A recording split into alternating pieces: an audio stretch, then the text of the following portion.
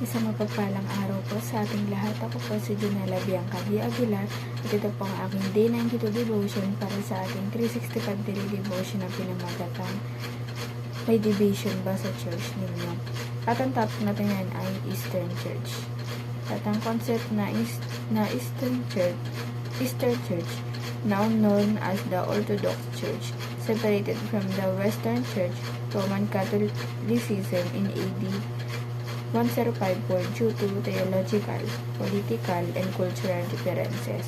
While both traditions hold to core Christian beliefs, their divisions reminds us of the importance of unity in Christ.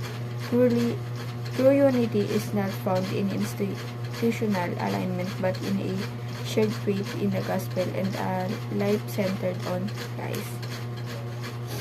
At ang Bible verse natin matatagpuan sa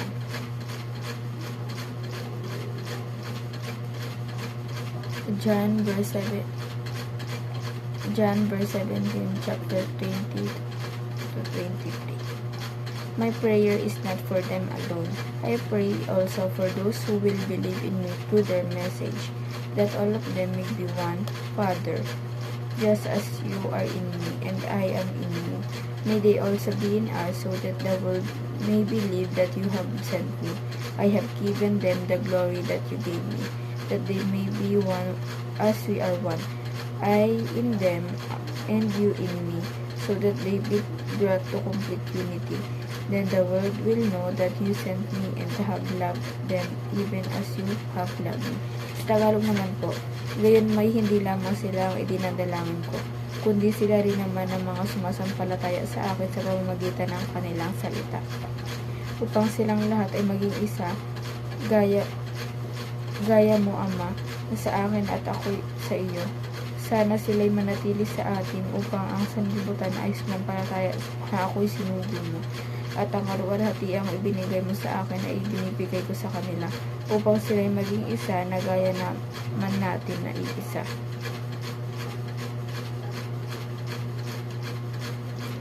Ako'y nasa kanila at ika'y nasa akin, upang sila'y maging ganap na isa, upang malaman ang sanlibutan na ikaw ang nagsugo sa akin, at sila'y iyong minahal kung paano ako'y iyong minahal. Ang teachings natin ngayon ay number 1. True unity is spiritual, not merely organizational. Ito talagang unity, yung spiritual, parang kumbaga, yung spiritual mo, kung ano talaga yung relasyon mo sa ating Panginoon. Ay yun, pag ako hindi siya yung organizational, yung sumasali ka sa ganun. Hindi yun ganun. And number 2 po, solving this unity in the church is opposing God. Ito po, parang pag nagkapalaganap ka ng mga fake news, ganun, parang dinadisoon mo ang ating Panginoon or opposing Christ. Kasi diba, parang dinadisunity mo siya, parang dinadisoon mo nga, kumbaga, parang katakalat ka, kunyari sinisiraan mo yung kapwa mo, ka-church mate, ganun, parang nagkapalaganap ka ng kasamaan o sinungalingan, diba? Kasalanan yan, parang you're opposing Christ, kumbaga, sa ginagawa mo. And number 3 po, true Christians are converted to Christ, not to a religion. Ang tunay na Kristiyano po ay, itinditingin kung ano ang relasyon sa ating Panginoon, yung talagang pag silang dalawa lang ganun. Kasi dun mo ikaw lang ang sa sarili mo makakaalam kung anong relasyon mo sa Kanya. Hindi yung parang, hindi siya sa religion, hindi ka doon maliligtas na sinasabi nila na pag ganitong religion mo, maliligtas ka, diba? Parang na familiar ako sa ganun kasi nakakarinig ako. Pero di naman ako naniniwala kasi, yun na kasi, ang paniniwala ko talaga, wala talaga siya sa religion. Although may religion ka, diba? Pero, hindi porket may religion kang sinusunod, parang may karapatan ka na magsabi sa ibang religion na masama or against sa kanila, which is mali kasi in the end of the day, isa lamang yung pagtungo natin at isa lang yung ating Panginoon. Parang kumbaga siguro iba-iba lang naman yung tawag o pangalan nila. Kaya, ayun, para sa akin yung true definition ng true Christians talaga. Yung relation ninyo between God. And, application naman po, pursue unity in Christ and avoid causing division. Ito po, i-pursue natin unity, pagkakaisa sa ating Panginoon. Hindi yung division, yung parang magkakahiwalay kayo, ganun, dahil sa religion, dahil sa paniniwala, ganun. Huwag nating hayaan na magkahiwalay tayo dahil sa ganun. Dahil ayaw yun ng ating Panginoon. And number 2 po, love fellow believers despite differences. Diba? Mahalin natin yung mga kapwa natin, followers, believers na ating Panginoon. Kahit iba tayo ng religion, dahil wala tayong karapatan kung gusto dahil sila kung yun yung paniniwala nila.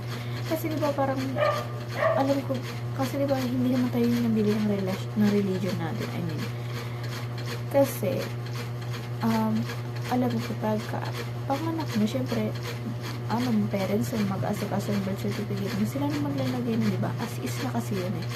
Kung ano religion mo sa, birth certificate mo, yun na yun.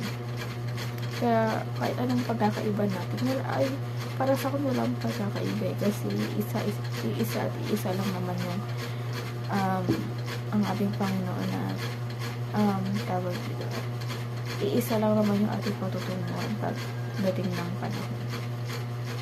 Number 3 po, lastly, focus on what unites rather than what divides. Ito po, mag-focus po tayo sa pagkakaisa kaysa sa pagkakadivide natin. Yung pagkakahiwalay natin sa isa't isa, wag tayo mag-focus dun.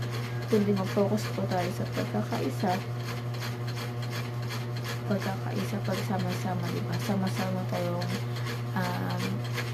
dadako sa kaharian ng ating Panginoon. Hindi lamang po ang aking devotion ngayong araw. Sana po may tutunan kayo at huwag mo rin itong kalimutan na i-share sa ating mga mahal sa buhay, and God bless po sa ating